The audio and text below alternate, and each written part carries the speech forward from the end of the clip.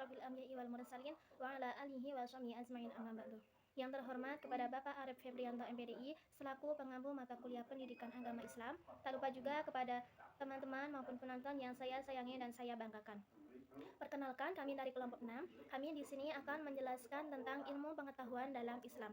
Sebelumnya, perkenalkan, nama saya Rifani Dwi Utami dengan NPM 173 dan di sini saya tidak hanya sendiri, ada juga teman saya yaitu Anita Dwi Lestari dengan NPM 216, Nafisya Kumala Sandi dengan NPM 184, Andinda Natasya dengan NPM 199, Septiana Astri Wulandari dengan NPM 206, Arimbi Widya Utami dengan NPM 228, dan Aurelia Fitriana dengan NPM 238. Untuk materi pertama yaitu pengertian ilmu yang akan dijelaskan oleh saya sendiri. Kata ilmu berasal dari bahasa Arab ilm, alima ya'lamu ilm, yang berarti pengetahuan atau al-ma'rifat, menurut Ahmad Warsan dalam Kamus Bahasa Arab Al-Munawwir. Dari asal kata ilmu ini selanjutnya diindonesiakan menjadi ilmu atau ilmu pengetahuan. Dalam perspektif Islam, ilmu merupakan pengetahuan mendalam, hasil usaha yang sungguh-sungguh atau istihad dari para ilmuwan muslim atau ulama atas persoalan-persoalan duniawi dan ukhrawi dengan bersumber kepada wahyu Allah. Pengembangan ilmu-ilmu keislaman, Al-Quran dan hadis merupakan wahyu Allah yang berfungsi sebagai petunjuk atau huda bagi umat manusia. Termasuk dalam hal ini adalah petunjuk tentang ilmu dan aktivitas ilmiah. Al-Quran memberikan pengertian yang sangat istimewa terhadap aktivitas ilmiah. Di samping Al-Quran, dalam hadis Nabi banyak disebut tentang aktivitas ilmiah, keutamaan penuntut ilmu atau ilmuwan, dan etika dalam menuntut ilmu. Ada juga hadis-hadis yang berbunyi, talabul ilmi faridatu ala kulli muslimin wal muslimat. Menuntut ilmu merupakan kewajiban setiap muslim dan muslimah. Hadis riwayat Bukhari Muslim. Untuk materi selanjutnya akan disampaikan oleh teman saya. Assalamualaikum warahmatullahi wabarakatuh. Perkenalkan, nama saya Nafisya Kumala Sandi dengan NPM 184. Di sini saya akan memaparkan materi mengenai syarat-syarat ilmu. Ilmu membatasi penjelajahan pada pengalaman manusia, karena ilmu memulai pada pembelajaran pengalaman manusia itu sendiri dan berhenti pada pengalaman dalam artian kemampuan berpikir manusia tersebut. Yang itulah batas ilmu. Pengetahuan yang diproses menurut metode ilmiah merupakan pengetahuan yang memenuhi syarat-syarat pengetahuan yang kemudian disebut dengan pengetahuan atau ilmu. Assalamualaikum warahmatullahi wabarakatuh. Perkenalkan, nama saya Septiana Astri Wulandari dengan NPM 206. Saya akan menjelaskan tentang kedudukan ilmu dalam Islam. Islam didukung oleh berbagai macam ilmu pengetahuan, mulai dari cara membaca Al-Quran, ketentuan salat, ketentuan zakat, hingga pengetahuan akidah yang diketahui melalui ilmu. Sebab itulah, ilmu dalam pandangan Islam memiliki kedudukan yang penting. Sebagian umat muslim lainnya diperintahkan untuk memperdalam pengetahuan Al-Quran yang tujuannya semata-mata untuk melindungi serangan musuh melalui pemikiran. Di samping itu, bukti ilmu memiliki kedudukan penting dalam Islam, yakni orang yang berilmu memiliki kedudukan derajat yang lebih tinggi dibandingkan dengan orang yang beriman. Ilmu adalah komponen terpenting yang harus dimiliki oleh setiap manusia. Tak ada satupun peran dan fungsi yang dapat dilakukan oleh seseorang tanpa memerlukan ilmu. Demikian pula dalam dunia pendidikan. Bekal kompetensi berupa ilmu adalah hal mendasar yang harus dimiliki oleh seorang pendidik. Seorang yang berilmu harus memiliki adab yang dapat menyadari dengan tepat dalam menyikapi segala sesuatu. Berapapun tingginya kadar keilmuan yang dimiliki, tidak menjadikannya takabur dengan mengandalkan logika semata dalam memahami hakikat sesuatu. Dengan adab Islami pula, mereka mendapatkan kedudukan mulia di sisi Allah. Assalamualaikum warahmatullahi wabarakatuh. Perkenalkan, nama saya Anita Dwi Lestari, NPM 216. Ingin menjelaskan mengenai periode awal Islam. Periode awal Islam sebagai fase yang mana kitab suci Al-Quran baru diturunkan di tengah umat manusia, dimulai dari abad ke-7 hingga abad ke-13.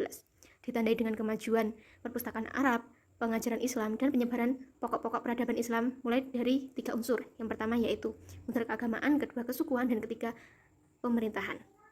Dengan adanya kreativitas untuk mendirikan konsep negara baru dan institusi kemasyarakatan, maka muncullah kebijakan-kebijakan baru yang mampu membawa kebijakan Islam diterima luas di seluruh kalangan. Dengan ini, pemeluk Islam menjadi semakin banyak. Di masa ini banyak sekali perkembangan ilmu. Perkembangan ilmu ini ke arah ilmu syariat dibanding logika yang bertumbuh pada Al-Quran dan hadis yang mampu menjawab pertanyaan seputar ibadah. Dan yang lain yaitu muncul ilmu qiraat atau cara membaca dan memahami Al-Quran.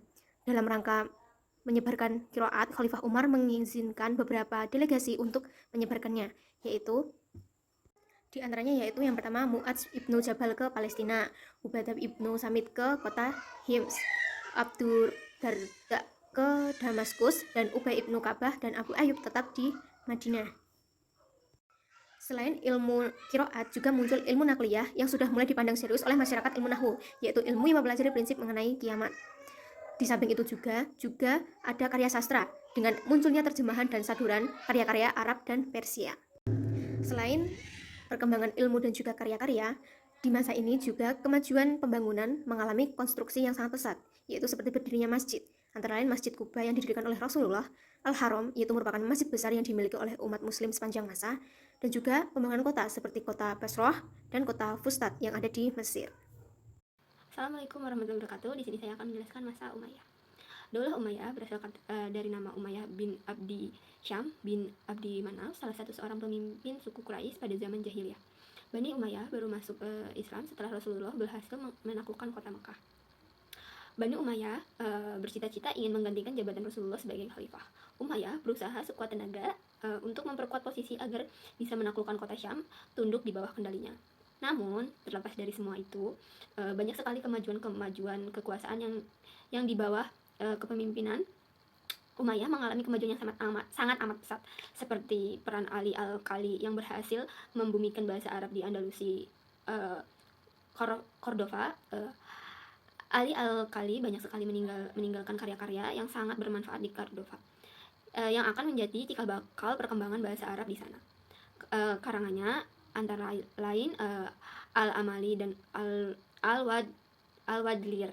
Tokoh lain di bidang fikih yaitu ada Abu Bakar Muhammad bin Marwan bin Zur, yang karyanya yaitu Al-Fash fi Al-Minal wa Al-Ahwa wa Al-Minal, yang merupakan masterpiece yang fenomenal hingga saat ini. Selain maju di bidang agama, ilmu filsafat juga sudah mulai dijamah di kota Andalusia.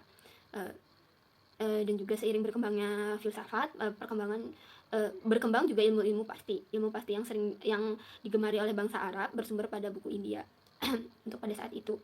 Di samping maju di bidang ilmu pasti, Andalusia juga berkarya dengan sarjana-sarjana pribumi yang pakar di bidang ilmu kedokteran seperti Ahmad bin Ilyas Al-Qutubi dan Al-Harani, dokter ahli bedah.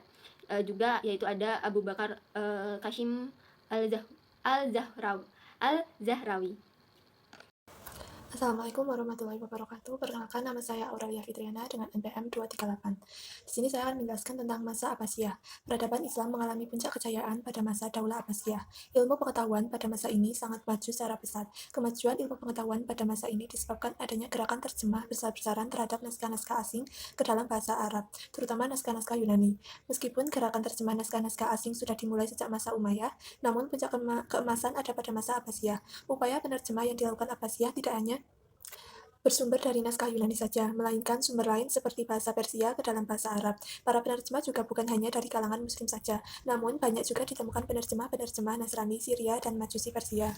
Kemajuan ilmu pada masa Abbasiyah yang paling menonjol dibanding masa Umayyah yaitu adanya perpustakaan dan observatorium Baitul Hikmah. Tempat ini berfungsi sebagai perpustakaan sekaligus tempat pusat pengembangan ilmu pengetahuan. Institusi ini merupakan lanjutan dari institusi di masa Imperium Sasania Persia yang bernama Jundisabur Academy.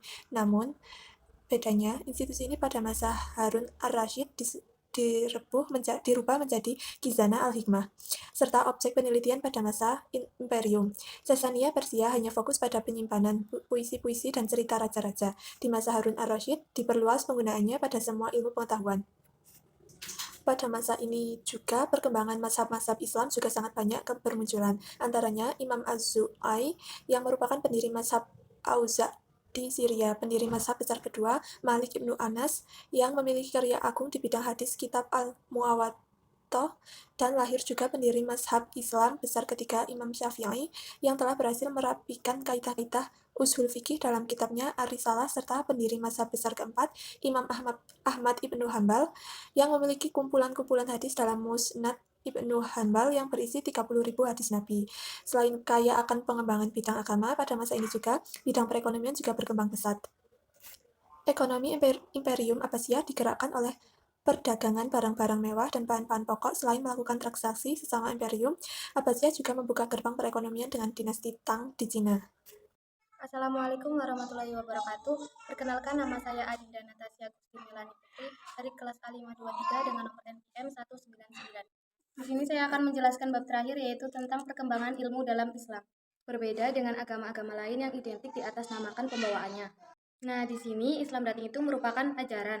Sebuah ajaran bukan hanya mengatur kehidupan-kehidupan pasca meninggal seperti akhirat. Lebih penting dari itu, Islam juga menuntun kehidupan manusia ke arah yang lebih saleh. Perkembangan ilmu pengetahuan Islam dalam 3 periode, yaitu yang pertama ada perkembangan ilmu pada periode awal Islam, Umayyah, Abbasiyah, dan yang terakhir ada modern. Kesimpulan yang dapat kita ambil pada materi ini yaitu ilmu merupakan pengetahuan mendalam hasil usaha yang sungguh-sungguh oleh para ilmuwan Muslim atas persoalan-persoalan duniawi yang bersumber kepada wahyu Allah Subhanahu wa Ta'ala. Ilmu pengetahuan adalah pengetahuan yang mempunyai ciri, tanda, dan syarat tertentu yang sistematis, rasional, dan empiris. Ilmu perkembangan dalam 3 periode, yaitu yang pertama ada periode awal, yang kedua ada Abbasiyah, yang ketiga ada umum dan modern. Sekian, terima kasih. Wassalamualaikum warahmatullahi wabarakatuh.